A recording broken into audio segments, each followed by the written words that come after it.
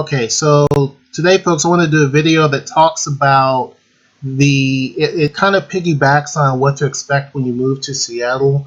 It also piggybacks on a lot of the videos I've done about the cost of living here in Seattle and the traffic, which people seem to dispute or they question, is that really true? Is that really, is it really as bad as what you say it is? Is it really expensive as you say it is? Some people consider Seattle a small town, and they only think that the expensive places are like a Chicago or a New York or an LA or San Francisco, which is absolutely not true. Seattle is one of the most expensive cities in this country. Now, is it the most expensive? No. Can you find apartments that are bargain price? Yeah. But most people probably would want to avoid a lot of those apartments. And still, even some of the worst apartments you're going to find are still going to be quite pricey compared to most places around the country. And you can't compare, let's compare apples to apples first. You can't compare a bargain apartment in some town in America versus a high-end apartment here and vice versa, because that's not accurate. You're going to have to compare location with location. Whether it's downtown, what's the price range? If it's new, what's the price range? And compare it that way. But before I get into that, I'm going to go to the Seattle Times, which has an article which I looked up. And I'm going to read this with you, but you're able to actually see it here. Let me close this out. Now, I apologize for all of the windows I have open, but it says Seattle rents now growing faster than any other U.S. city. Now, this was published July 21st, 2016 at 4:52 p.m. Okay, and it was updated again the next day. It says Seattle leads the nation in rent growth. From June 2015 to June 2016, monthly rents in Seattle soared 4 times faster than the national average. Okay, the top 10 cities for rent growth in the past year were both in the Pacific Northwest. Seattle grew by 9.7%. Portland grew by 9%. San Francisco only grew by 7.4%. Denver 5.9%. San Jose 5.7%. Sacramento 5.4%. Miami, which a lot of people talk about is super expensive, not so much. I mean, their rent grew by 5.4%. Boston 5.1%. Phoenix 5.0%. San Diego 4.9%. Now, this isn't talking about the expense factor. It's just talking about how fast rents are growing in Seattle and Portland, but this article specifically talks about Seattle. Rents in Seattle area are rising about 4 times faster than the national average and have topped $2,000 a month. Now, that does not mean $2,000 is the average necessarily, just generally. It means $2,000 a month based on, I think it's a 1-bedroom apartment, I believe. So it's not saying that, a studio is going to be $2,000, and it's not saying that a 2-bedroom is going to be $2,000. It's saying that, I think, based on this, and unless it says it someplace else in here, I believe that's talking about a 1-bedroom. The average is $2,000 a month. Can you find something cheaper? Yes. Can you find things a lot more expensive? Yes. And we're going to go on apartments.com and show you that later. And I'm not sponsoring Seattle Times nor apartments.com. It says for the first time in this decade, rents in the Seattle area are soaring faster than any other big city in the country. The dubious landmark to be unveiled in a Zillow report Friday is the latest pain point for renters who have seen their average monthly cost soar to nearly $500 in the last 4 years, while incomes largely failed to keep pace. I can say since we've been in this apartment here for the past 2 years, rent have went up at least twice. I can definitely tell you that, and it wasn't a small increase either.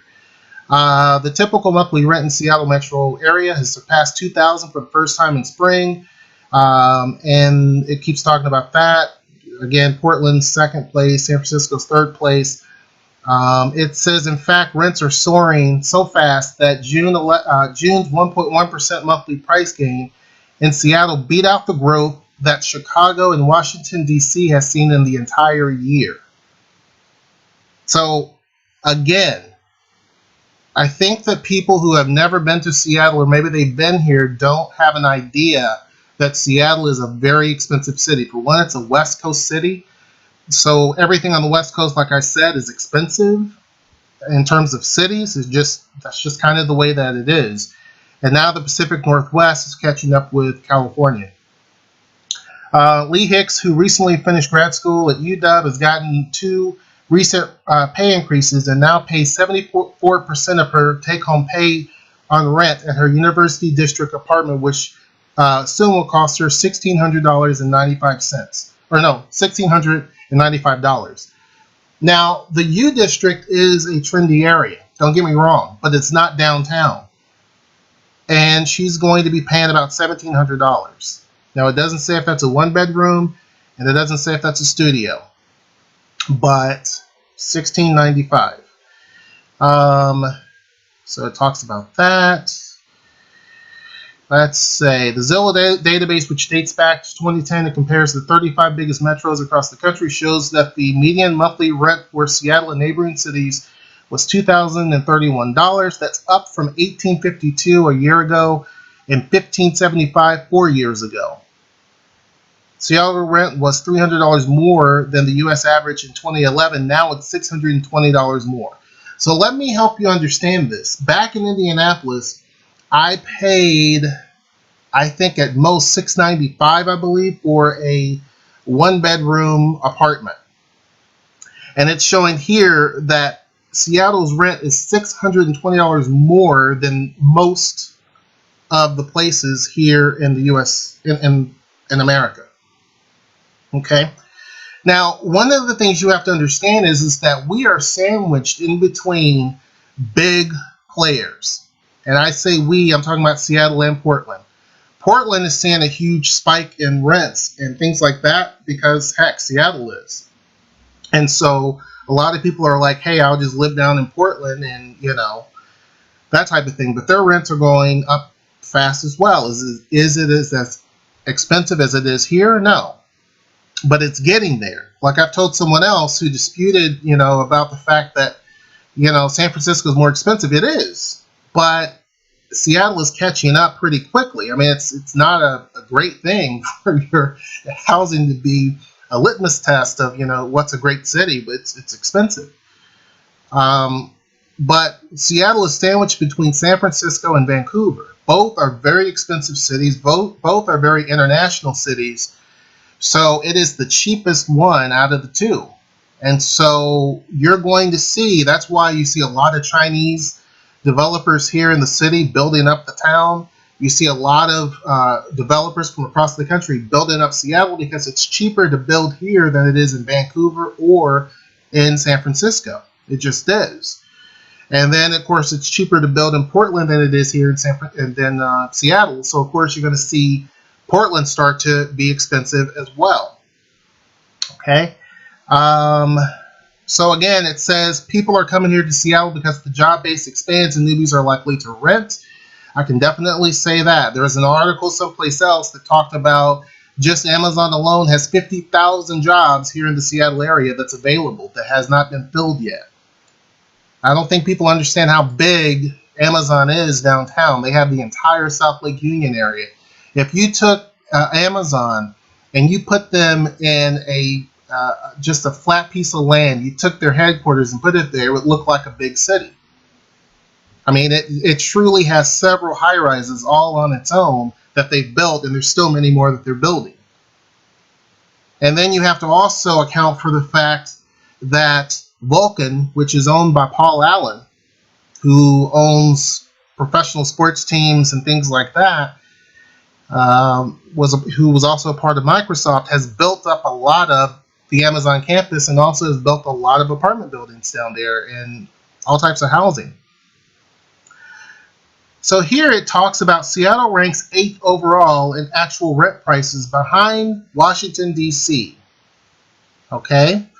So when people talk about it, this is where the meat and potatoes are. Now again, I don't know if this is 1-bedroom studios or what have you, but it's ranked number 8. Okay, Washington, D.C. is $2,123 a month.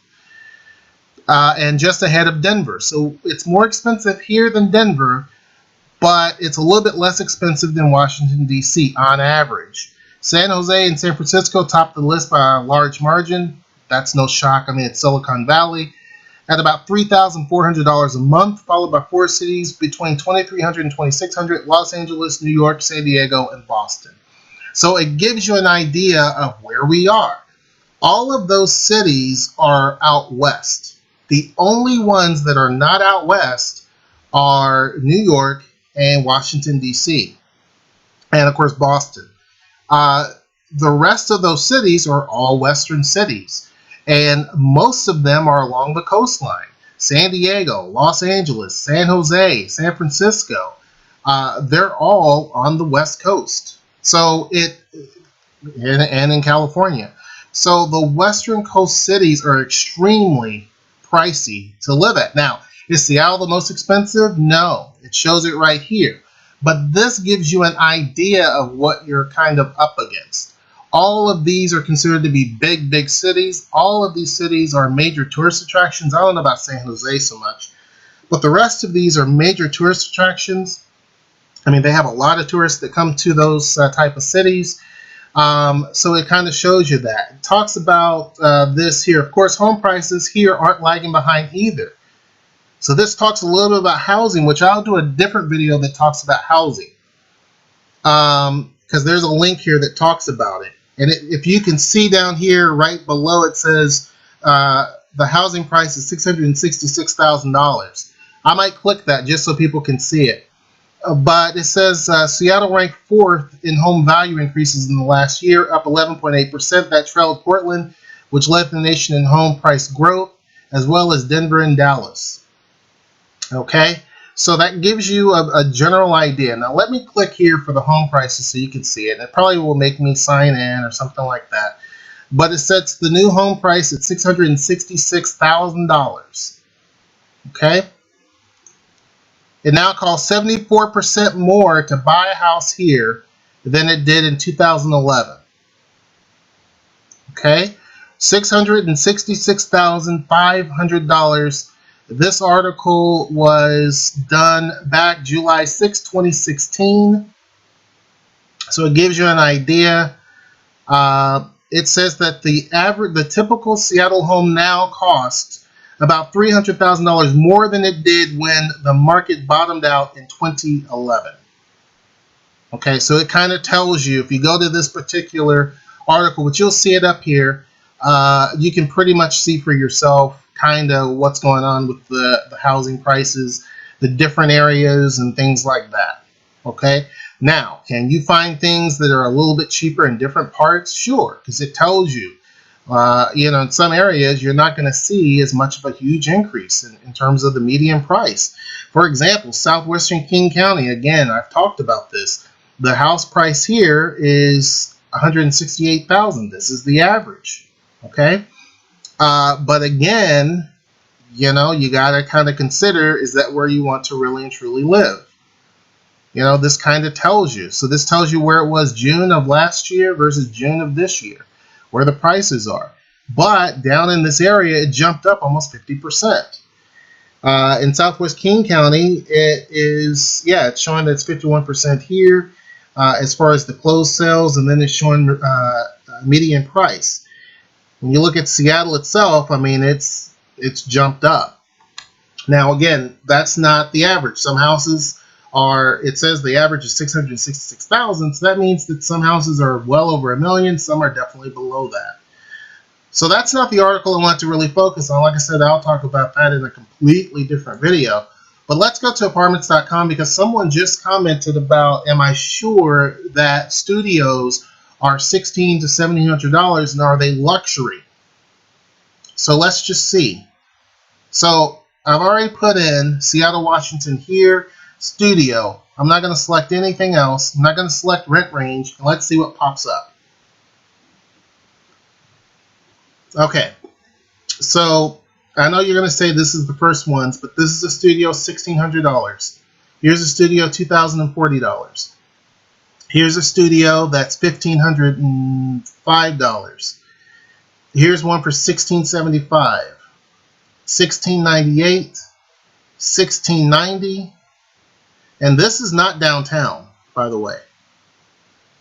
South Lake Union, you're getting close to downtown. That's where Amazon is. $1,650, $1,785, $1,577, $1,822. This is directly downtown for a studio. $1,983, $1,710, $1,490. This is over in Ballard. This is by the university. $1,710 for a studio. $1,614. Here's a studio that's on 51st Street over in Ballard. $1,390, $1,725, $1,888, $1,558, $1,732, $1,401, and this is not anywhere close to downtown, and this is not a luxury apartment. This is on 35th Street. $1,383, that one they won't even tell you. This one here is a good bargain. $1,180, $1,480. So my point is $1,692, $1,395, $1,129. This is a great one. But again, most places in the country, you're not going to see rents that are on average this high for a studio apartment. That's the point. $1,675, $1,643, $1,529, $1,813. This is more of a luxury, obviously. $1,441. That does not look like luxury to me. And this is actually on the southern side of downtown. Okay, because I can just tell Othello Park. It's on the southern side of the city. $1,710, $1,685, $1,457. This is on Jackson Street. It makes it seem like it's close to downtown, but it definitely is not. It's quite a distance away. Again, that's also towards the south of the city. $1,595. They won't even tell you. They won't even tell you. $1,497, $1,552, $1,590, $1,735. Call. $1,630. $1,551, $1,578, $1,325, and $1,400. I think I'll leave it there at that. You can get an idea, but yes, the average price of a studio apartment, based on what the newspaper said, and they got it from somewhere, like we saw with this other article, that yes, the average price for a studio is going to be about $1,600 to $1,800. That is absolutely correct. And no matter where you go, when you look at this little map over here, you can pick it. Now, can you find something that's a little bit cheaper? Absolutely. You sure can. But when you talk about up here in like Shoreline and places like that, not so much. I mean, you might find a few things and things like that that are pretty decent. This one's $1,210. I don't know exactly where that one is. But generally, you're not going to find a whole lot that's going to be, cheaper than that $1,600 range. Anyhow, I hope you guys enjoyed this video. It gives you a little bit more insight about the Seattle area. You can definitely find some good deals here. You have to do some searching. You have to do some compromise. May have a little bit more traffic that you have to deal with. May have less amenities that you have to pretty much handle. May have a little bit more crime. But it kind of depends on where you actually go. If you like this video, please give it a thumbs up. Make sure that you subscribe. And until next time, I will see you. Take care.